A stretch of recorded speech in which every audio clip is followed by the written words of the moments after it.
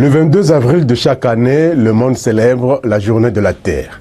À cette occasion, des activités sont menées pour comprendre la biodiversité et savoir comment protéger notre nature, les plantes, les animaux et l'environnement dans son ensemble.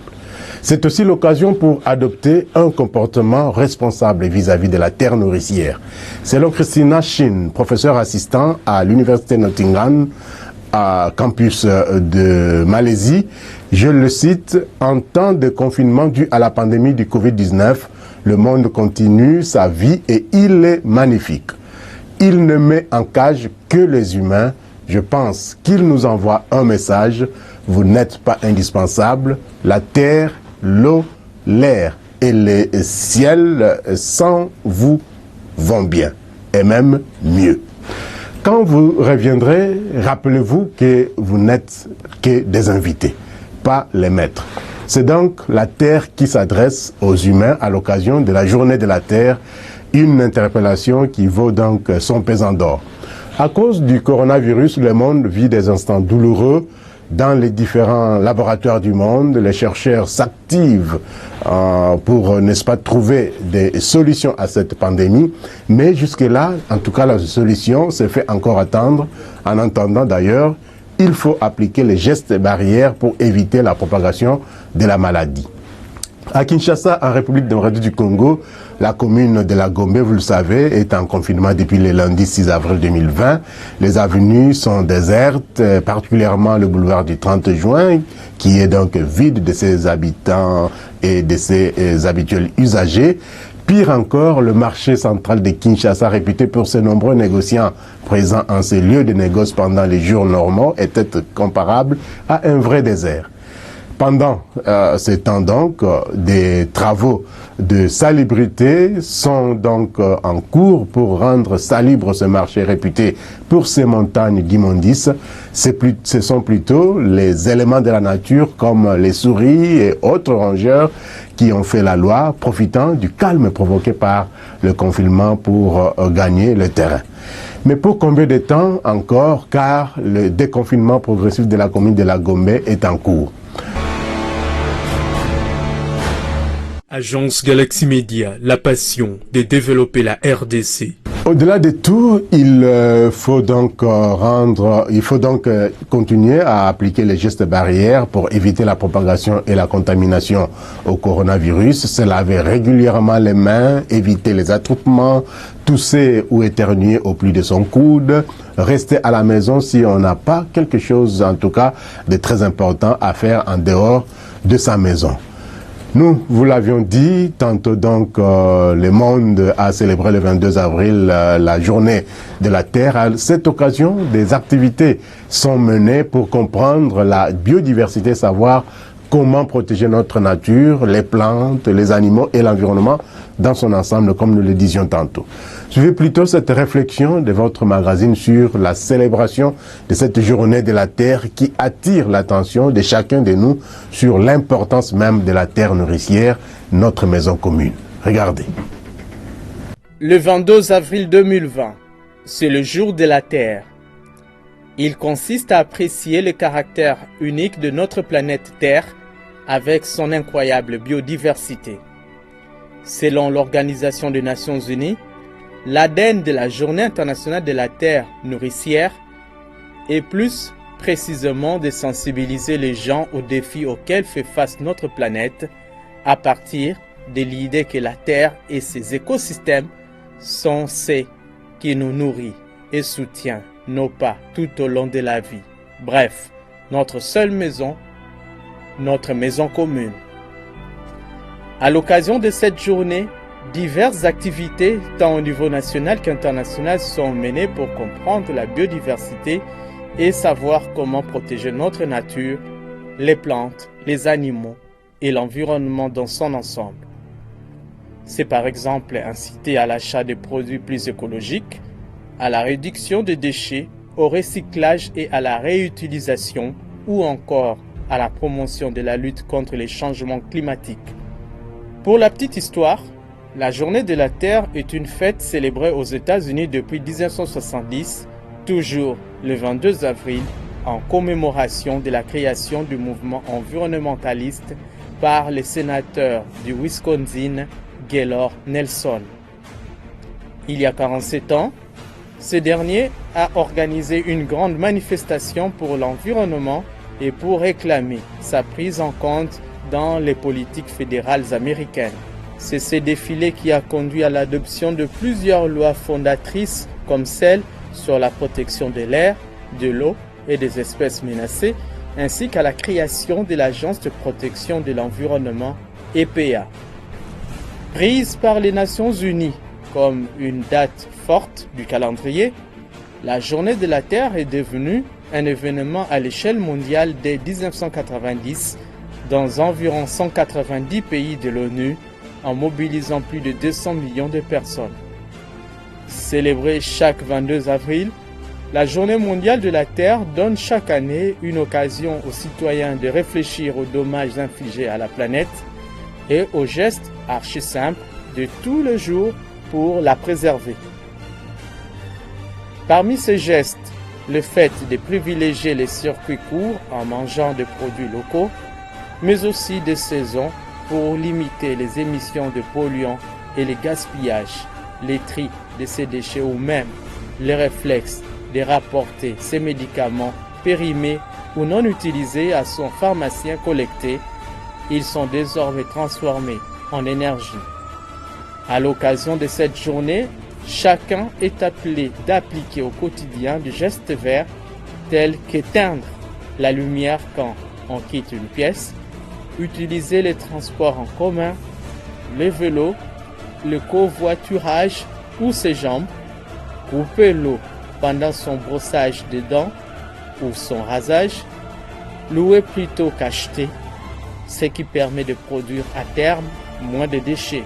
Ainsi, la Journée de la Terre est l'occasion de penser et de repenser à notre façon de considérer la Terre, notre mère nourricière.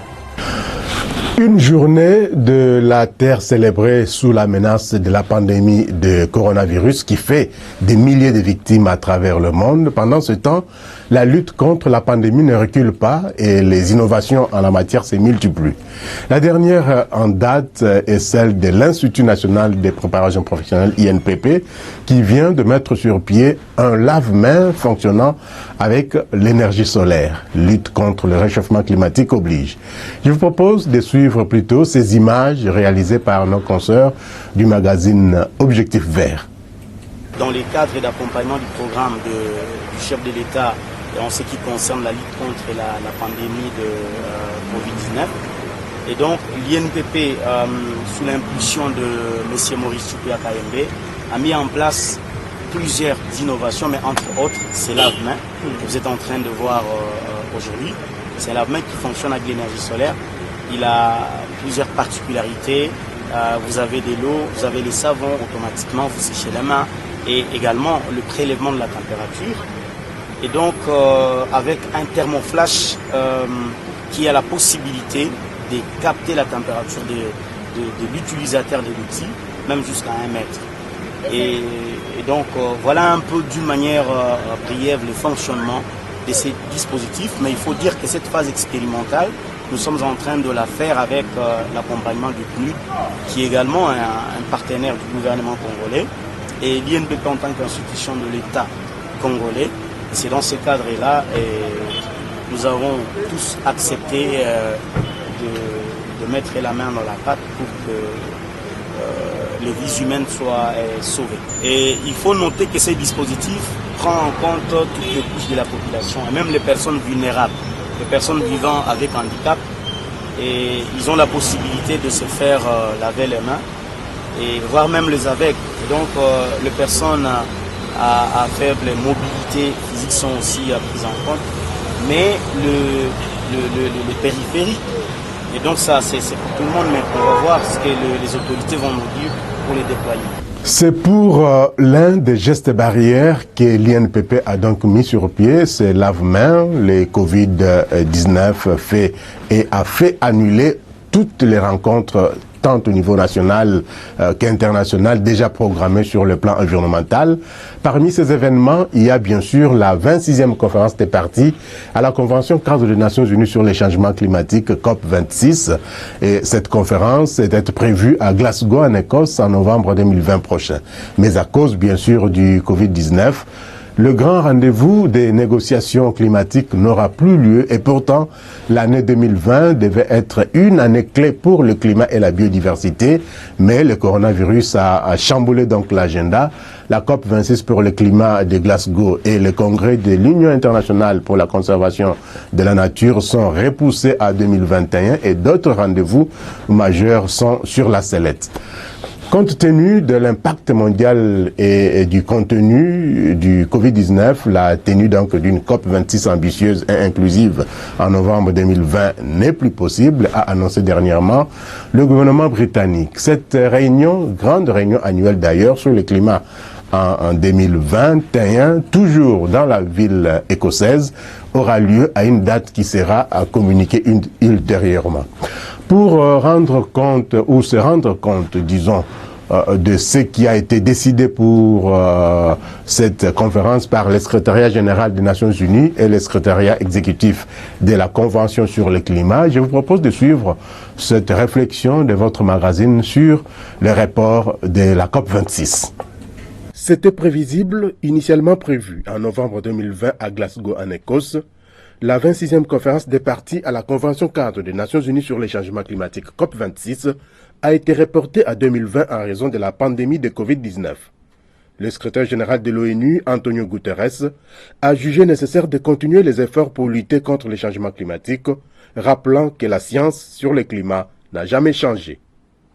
Le chef de l'ONU a apporté son soutien à la décision du Royaume-Uni et du secrétariat de la Convention cadre des Nations Unies sur les changements climatiques de retarder la COP26.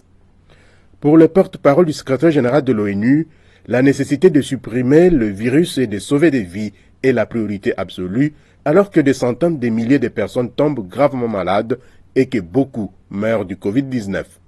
Stéphane Dujarric a ajouté que la science montre clairement que le comportement humain modifie la capacité de régulation du système terrestre avec un impact sur la vie et les moyens de subsistance allant de notre santé à notre économie mondiale. Cette crise humaine dramatique est également un exemple de la vulnérabilité des pays, des sociétés et des économies aux menaces existentielles. Aujourd'hui, les pays doivent travailler pour protéger la santé des personnes et la planète n'a jamais été aussi menacée. La solidarité et une plus grande ambition sont plus que jamais nécessaires pour passer à une économie durable et résiliente à faible émission de carbone qui limite le réchauffement climatique à 1,5 degré Celsius, a insisté Stéphane Dujarric, porte-parole du patron de l'ONU. Le secrétaire général de l'ONU, de son côté, a estimé qu'il faut poursuivre les efforts pour accroître l'ambition et l'action contre les changements climatiques, car la science du climat n'a pas changé, les émissions de gaz à effet de serre sont aujourd'hui à un niveau record et les impacts se multiplient et aggraveront les défis socio-économiques que cette crise va intensifier. Selon Antonio Guterres, la crise du Covid-19 renforce l'importance de la science et des preuves pour éclairer les politiques et les décisions gouvernementales. Patricia Espinosa, secrétaire exécutive de la Convention cadre des Nations Unies sur les changements climatiques, a indiqué qu'on ne peut pas oublier que les changements climatiques sont la plus grande menace à laquelle l'humanité est confrontée à long terme, mais le Covid-19 est la menace la plus urgente à laquelle l'humanité est confrontée aujourd'hui. Pour Patricia Espinosa, la reprogrammation de la COP26 permettra à ce que toutes les parties soient pleinement dédiées aux questions à débattre lors de cette conférence vitale et de disposer de plus de temps pour les préparatifs nécessaires. La secrétaire exécutive de la conférence sur le climat prédit que bientôt les économies vont redémarrer. Ce sera une opportunité pour les pays de mieux se redresser, d'inclure les plus vulnérables dans ces plans et de façonner l'économie du XXIe siècle de manière propre, verte, saine, juste, sûre et plus résiliente.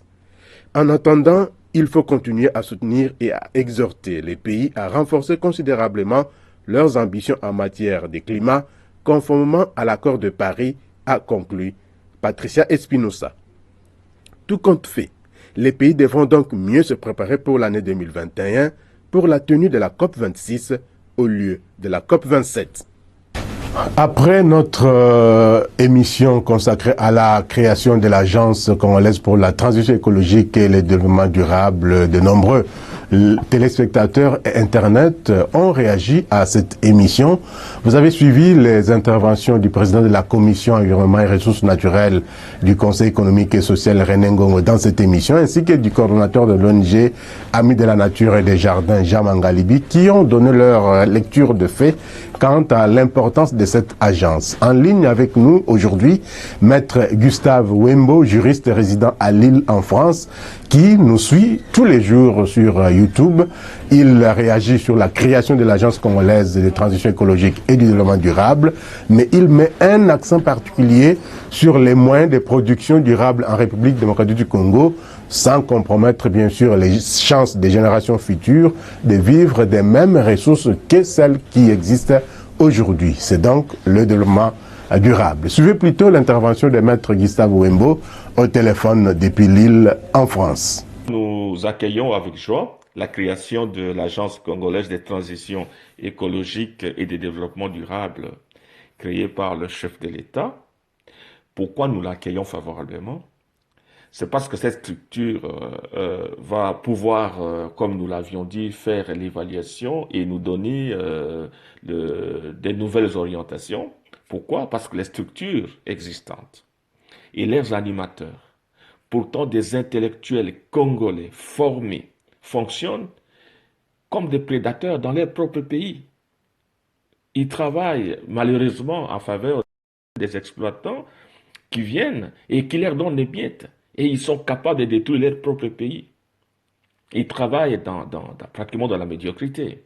Je manque vraiment de mots. Et ce que nous attendons des nouveaux animateurs qui sont déjà en place de l'agence, sans hésiter, c'est d'être stoppés et de faire parler la loi, d'une part, et agir immédiatement, d'autre part. Je prends rapidement deux volets de la mission de cette agence qui consiste à la transformation des normes de production et à la transformation des normes de consommation. Monsieur Rubens, pour les normes de production, nous le savons, le Congo vit dans une insécurité alimentaire chronique. La population a besoin de manger. Nous avons pour cela, et face à nous, deux pièges. Le premier, c'est de faire venir des agro-industriels, des multinationales, qu'on appelle investisseurs, tout le monde en parle maintenant, pour produire en abondance, avec le risque de surexploiter nos terres, de les accaparer et même de les appauvrir. Le deuxième piège, M. Rubens, c'est les agro-industriels que nous connaissons vont produire au-delà de nos besoins et de ce qui est nécessaire. C'est ce que l'Europe a connu après la Deuxième Guerre mondiale. Et parce que la population est affamée, ils vont alors accueillir tout ce qui sera produit. Ils vont consommer sans contrôle, avec risque de maladies, des obésités et des conséquences que nous connaissons. Ce sont des pièges. Nous attendons donc immédiatement, comme je l'ai dit, de l'agence, d'imposer l'agroécologie. Pourquoi? Parce que l'agroécologie va pouvoir nous aider à faire des choses autrement. En privilégiant, par exemple, ce que le chef de l'État avait dit, qu'on exploite les savanes au lieu des forêts. Et dans l'agroécologie, nous allons utiliser des engrais organiques. Il sera utilisé des arbres fertilisants. C'est ce qui peut nous aider. Et aussi, il faut faire en sorte que seules soient utilisées les semences locales. Il faut éviter, M. Rubens, pour cela, la surproduction, et on ne peut cultiver que ce qu'on peut consommer. Mais Rubens, nous devons nous appuyer sur les savoir-faire traditionnels. des populations locales, des associations locales qui y travaillent déjà, qui ont seulement besoin de l'appui et de la reconnaissance du travail qu'ils font. Il est souhaitable, M. Rubens, d'encourager aussi que les 5 zones industrielles mises en place par le chef de l'État ou qui sont en train d'être mises en place favorisent l'évacuation des produits. Ce sont les problèmes que nous connaissons. Au Congo, les problèmes des évacuations. Et nous avons besoin qu'une stratégie soit mise en place clairement et voir comment ça va se dérouler maintenant que l'agence est là. Pour terminer, monsieur, quant aux normes de consommation, l'agence a beaucoup à faire. Regardez, je vous donne je vais faire une petite réflexion. Si vous allez à Kinshasa, au marché Somba-Ziguita, l'oignon qui est préféré, c'est l'oignon qui vient de l'Europe. Et pourtant, ici en Europe, 3 oignons qu'on appelle bio, donc ce qui est produit chez nous, coûte 3,60 €. Moi, j'ai vu ça au marché Auchan de Tourcoing. Et en même temps, 1 kilo d'oignons produits ici en Europe coûte seulement 1,80 €. Mais c'est un paradoxe. Comment voulez-vous que dans nos marchés, on préfère ce qui n'est pas bio et qui coûte très cher chez nous, alors que ce qui est produit chez nous, qu'on appelle bio, coûte moins cher? L'agence doit donc agir, faire son travail, et alors même au-delà de ce que nous attendons. Notre souhait, pour terminer, c'est que nous puissions nous mobiliser pour soutenir ce qui peut changer durablement le Congo. Évitons le pessimisme et luttons pour changer le visage de notre pays. Que Dieu bénisse le Congo et que tous ceux qui travaillent soient encouragés. Je vous remercie. Voilà, c'était donc là Maître Gustave Wembo, juriste résident en France, qui nous suit beaucoup sur YouTube et qui réagissait à la création de l'Agence congolaise de transition écologique et du développement durable, récemment créée sur ordonnance présidentielle par le président de la République, Félix-Antoine Tshisekedi Tshilombo. Retour ici au pays, le monde se réchauffe progressivement et l'heure de discussion est terminée. C'est ce que disent les spécialistes de National Geographic Channel, car le réchauffement climatique est en train d'augmenter à un degré vertigineux et les conséquences d'une augmentation des températures d'1 degré, de 2 degrés Celsius, de 3, 4, 5, voire 6 degrés Celsius sont de plus en plus catastrophiques sur la planète Terre. Les experts de NatGeo ont énuméré les conséquences d'une planète de plus d'1 degré jusqu'à 6 degrés Celsius. Voici un extrait du documentaire « Quelques degrés de plus » avec National Geographic Channel. Regardez. La température monte, chaque degré compte. 1 degré seulement. 1 degré de plus. 2 ou 3 degrés. La limite, c'est 3 degrés. 3 à 4 degrés de réchauffement. Il faut envisager 4 degrés. 3, 4, 5 degrés. 6 degrés, c'est presque inconcevable.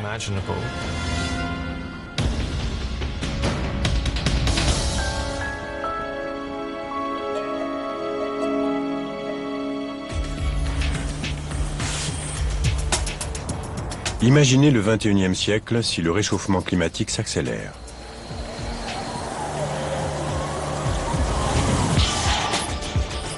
Où s'abattra le prochain super ouragan? La prochaine canicule? La prochaine catastrophe?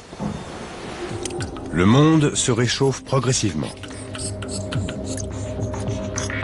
Et l'heure des discussions est terminée. Les scientifiques du monde entier sont d'accord, nous vivons sur une planète plus chaude de presque 1 degré Celsius. Une armada technologique surveille les signes vitaux de la Terre. Des milliers de bateaux en mer, des dizaines de milliers de stations sur Terre, des satellites dans l'espace. Les chercheurs entrent leurs données dans les modèles informatiques les plus sophistiqués pour tenter de calculer l'avenir. Les prédictions sont inquiétantes. Dans 40 ans, les glaciers de l'Himalaya, source d'eau douce pour des millions d'individus, auront peut-être disparu. Dans 50 ans, la fonte de la calotte glaciaire du Groenland sera peut-être irréversible. À la fin du siècle, la forêt amazonienne, qui abrite la moitié de la biodiversité de la planète, se sera peut-être transformée en savane aride. La Terre s'est réchauffée de presque 1 degré. Une première depuis des milliers d'années.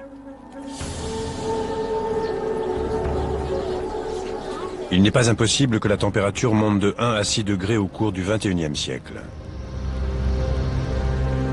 Chaque degré supplémentaire provoquera un changement radical. Dans certaines régions du monde, les premiers signes du réchauffement se manifestent douloureusement.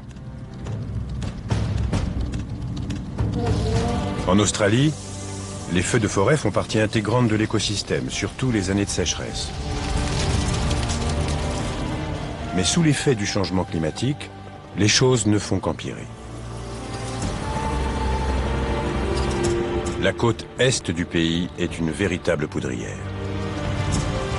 Au cours de l'hiver 2001, Sydney a été encerclée par plus de 900 incendies. C'est ce qu'on a appelé le Noël noir.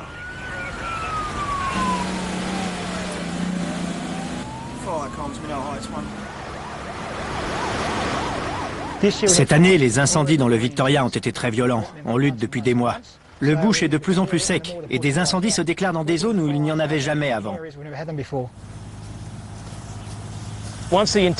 Par moments, le feu est tellement intense dans les arbres qu'on a beau arroser, on n'arrive pas à l'éteindre.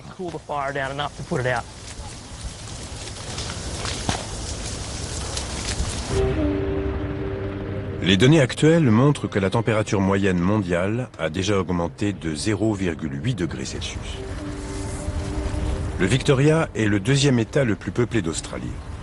Aujourd'hui, il connaît une des pires saisons de feux de forêt de toute son histoire. Pour beaucoup, ces incendies sont un signe avant-coureur des conséquences possibles du changement climatique. Un réchauffement de moins de 1 degré a suffi à transformer l'Australie, le continent le plus sec de la planète, en un territoire qui a perdu tellement d'eau qu'il connaît actuellement la pire sécheresse en 1000 ans.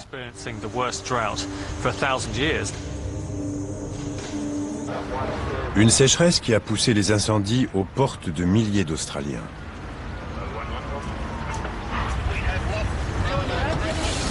Montez vite!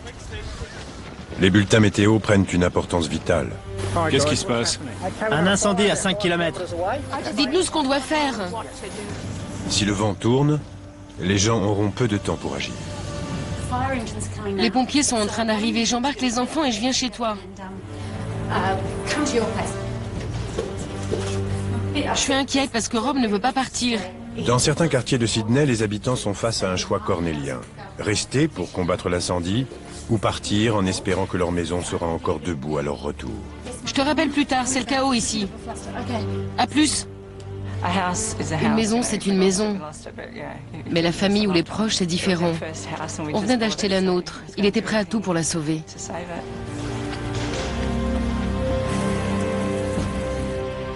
Ma femme a emporté le plus important et je suis resté pour m'assurer que la maison serait encore là à son retour.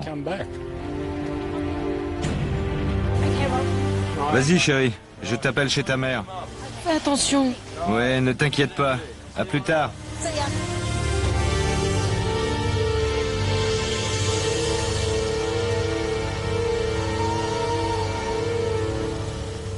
Ces incendies de forêt sont déjà très graves. Mais les spécialistes du climat prédisent qu'ils ne feront qu'empirer au cours des 30 prochaines années. Et les choses ne s'arrêtent pas là. Le réchauffement de la planète, ce n'est pas seulement une augmentation de la température, c'est aussi un changement radical dans le fonctionnement de la Terre.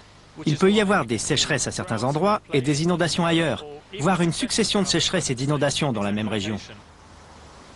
Depuis des années, Mark Linas compile les données des modèles climatiques pour comprendre dans quelle mesure chaque degré de plus menace notre planète. Les gens ont du mal à visualiser les conséquences futures du réchauffement climatique. Je veux les aider à saisir cette réalité. Ce n'est pas évident de comprendre comment les gaz d'échappement de votre voiture vont provoquer la fonte d'un glacier dans l'Himalaya 50 ans plus tard. Si les spécialistes estiment que la température moyenne pourrait augmenter de 6 degrés Celsius au cours des 100 prochaines années, l'avenir n'est pas pour autant gravé dans le marbre. Même une légère variation de la température de la Terre, 6 degrés seulement, pourrait avoir des conséquences extrêmes.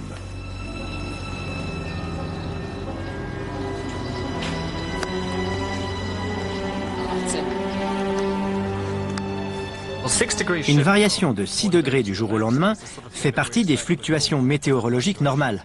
S'il fait 6 degrés de plus demain, je sortirai en Bermuda. Mais à l'échelle mondiale, 6 degrés de moins représente la différence entre aujourd'hui et la dernière période de glaciation il y a 18 000 ans, quand les calottes glaciaires arrivaient à peu près jusqu'à Oxford et mesuraient par endroits plus d'1,6 km d'épaisseur.